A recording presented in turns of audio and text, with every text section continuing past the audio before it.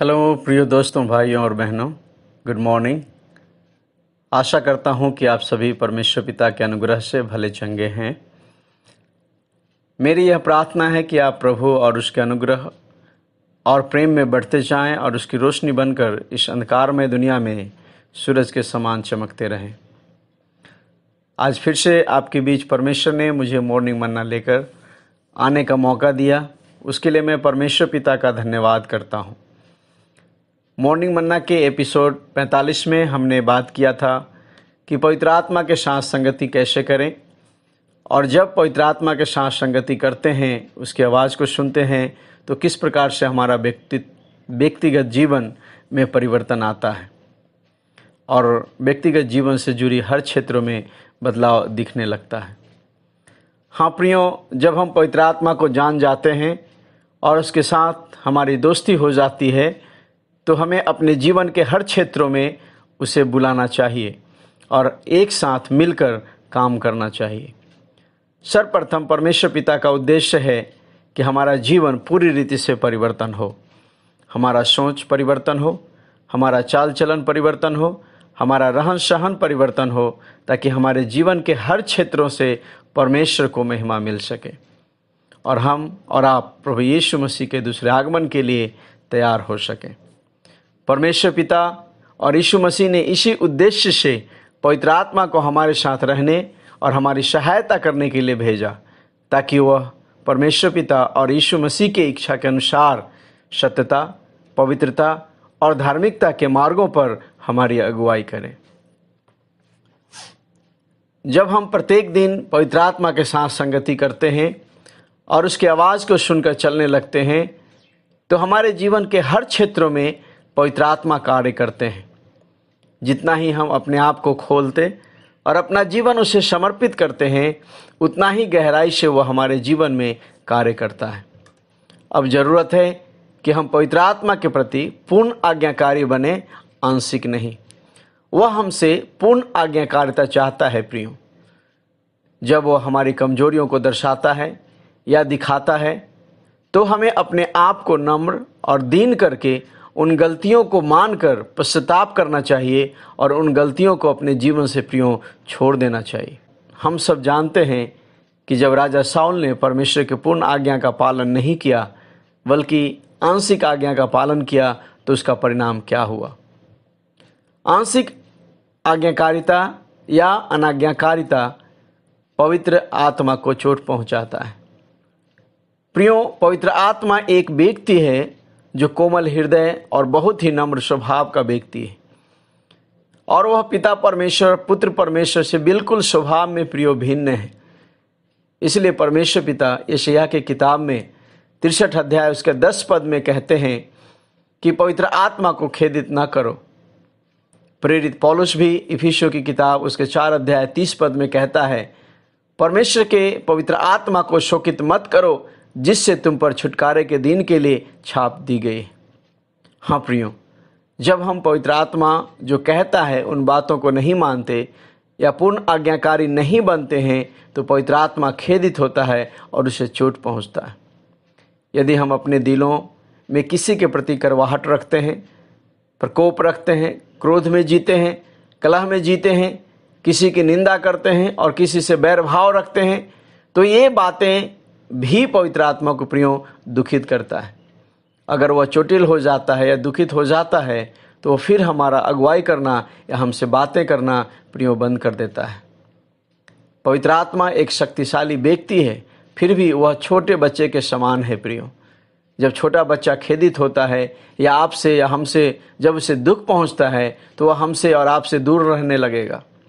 लेकिन जब उससे प्यार करेंगे, तो फिर से आपके नज़दीक प्रियो आ जाएगा।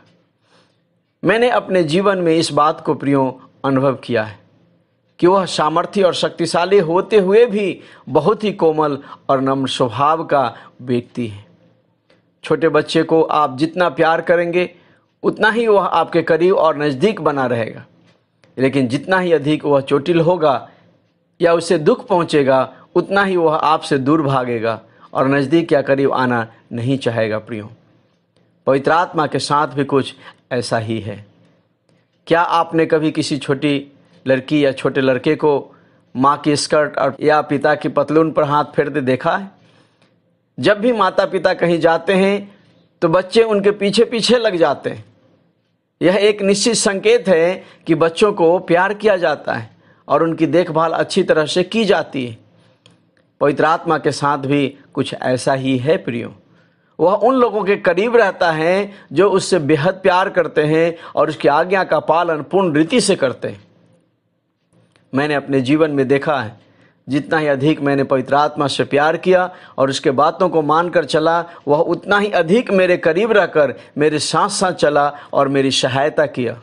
और मैंने उसकी उपस्थिति को अपने जीवन में, अपनी सेवकाई में और अन्य कार्यों में प्रियो अनुभव किया।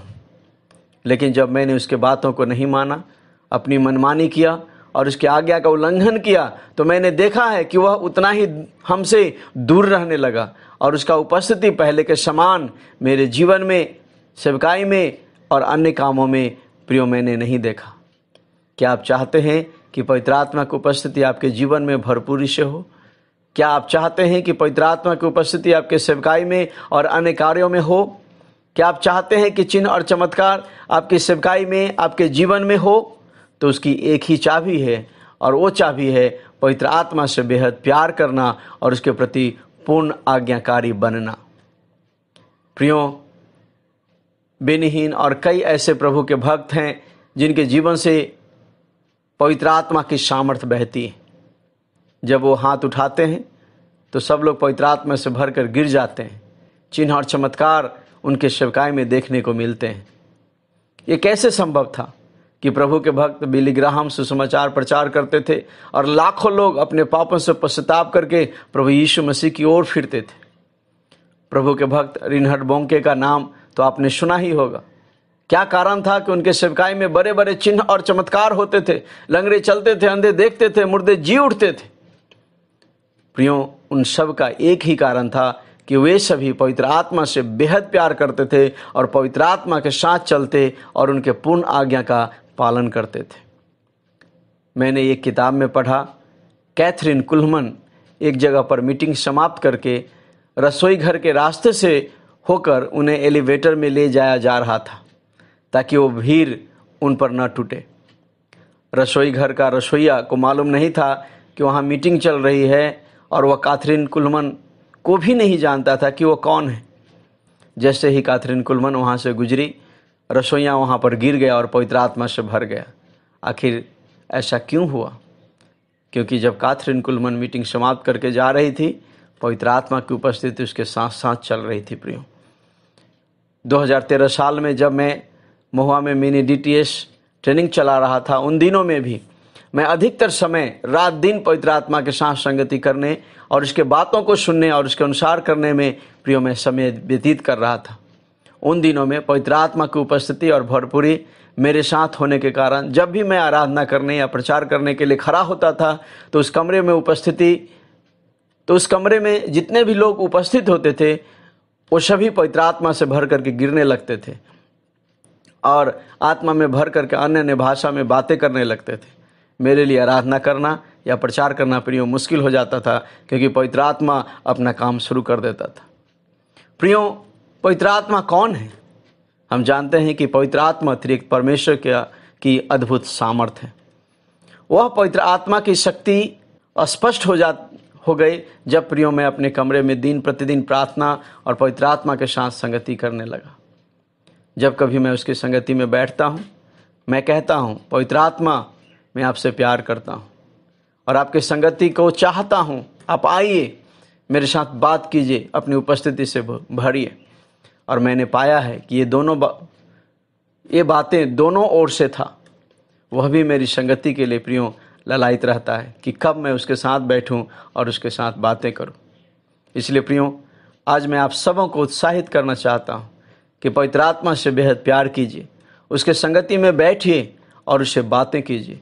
जो भी बातें वह कहता है उसे करने के लिए आप पूर्ण आज्ञाकारी बनिए। आपके जीवन में पवित्र आत्मा के सामर्थ्य और अभिषेक को प्रियो आप देखने पाएंगे। अपने कामों में, प्रार्थना में, सेवकाई में और आपके जीवन से जुड़ी है हर क्षेत्रों में प्रियो बढ़ोतरी और तरक्की को आप देखने पाएंगे। इस बात को हमेशा याद रखें कि जो बातें पवित्र आत्मा को पसंद नहीं, उन बातों को और कामों को न करें और पवित्र आत्मा को दुखित न करें प्रियो, ताकि पवित्र आत्मा के सामर्थ्य में आप प्रत्येक दिन बढ़ते जाएं और इसकी आवाज़ को अपने लिए, अपने परिवार के लिए, अपने सेवकाई के लिए, अपने देश के लिए, अपने समाज के लिए प्रियो प्रत्येक दिन आप सुनने पाएं। प्रियो, परमेश्वर इस वचन के द्वारा आप सबों को बहुत ही आशीष दे।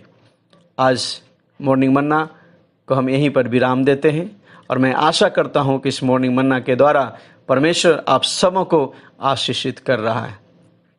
आइए हम प्रार्थना करें। परमेश्वर पिता, मैं धन्यवाद करता हूं एक बार फिर से इस पवित्र आत्मा के रहस्य को हमारे जीवन के द्वारा आपने प्रकट किया है और आज पवित्र आत्मा के बारे में उन भेदों को बताया है। हम धन्यवाद करते हैं, हमारी सहायता कीजिए कि हम पवित्र आत्मा की आवाज़ को सुनने पाएँ और सुनकर चलने पाएँ और जो कुछ पवित्र आत्मा कहता है उसके अनुसार हम करने पाएँ। हम उसके प्रति पूर्ण आज्ञाकारी बनकर, हम पवित्र आत्मा के साथ एक दोस्त बनकर हम साथ साथ प्रत्येक दिन चलने पाएँ। परमेश्वर पिता, आप हमारी सहायता कीजिए। हम प्रार्थना करते हैं जितने भी लोग आज के इस वचन को सुना है, परमेश्वर पिता आप अपने पवित्र आत्मा का अभिषेक को उनके ऊपर उतरने दीजिए, होने दीजिए कि वो भी पवित्र आत्मा की संगति के बारे में जानने पाए, गहराई से जानने पाए और पवित्र आत्मा के साथ वो भी संगति करने पाए, पवित्र आत्मा के साथ उठने पाए, बैठने पाए और पवित्र आत्मा की भरपूरी से वो भर जाने पाए। प्रभु आप ऐसा कर दीजिए। पिताजी, मैं धन्यवाद करता हूँ, आपने हमारी प्रार्थना को सुना। महिमा आदर आपको देते हुए इस प्रार्थना को यीशु मसीह के नाम से मैं मानता हूँ, आमीन। प्रियो, मैं आशा करता हूँ कि आप इस वचन के द्वारा आशीषित हुए हैं। अगर आप आशीषित हुए हैं तो अपने परिवार को, अपने दोस्तों के साथ इसे ज़रूर बांटिए ताकि वो भी आशीषित होने पाए। सबको जय मसीह की। परमेश्वर आपको आशीष करे।